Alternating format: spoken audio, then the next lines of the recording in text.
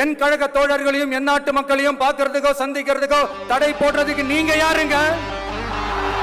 தடையை மீறிய மக்களை பார்க்கணும்னு முடிவு பண்ணிட்டு போயே தீருவேன். சட்டத்தை மதிக்கணும்ன்ற ஒரே காரணத்துக்காக அமைதியா இருக்கிறேன். நேத்து வந்தவெல்லாம் முதலமைச்சர் ஆகணும்னு கனவு காண்றான்னு சொல்றீங்க, அது நடக்கவே நடக்காதுன்னு சொல்றீங்க. சட்டம் ஒழுங்குன்னு ஒண்ணு இருக்கிறதாவே தெரியல. அதுக்கெல்லாம் இந்த கரப்ஷன் கபடதாரிகள் கவர்மெண்ட் தான் காரணம். மாண்புமிகு மன்னராட்சி முதல்வர் அவர்களே, மாண்புமிகு திரு முத்துவேல் கருணாநிதி ஸ்டாலின் அவர்களே, பேரை மட்டும் வீராப்பா சொன்னா பத்தாதவர்களே, உங்க ஆட்சியை பத்தி கேள்வி கேட்டா மட்டும் ஏன் சார் உங்களுக்கு இவ்வளவு கோபம் வருது?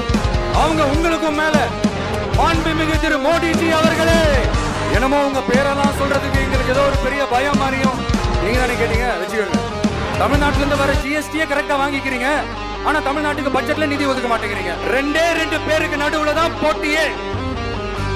ஒன்னு டிவிகே, இன்னொன்னு டிஎம்கே.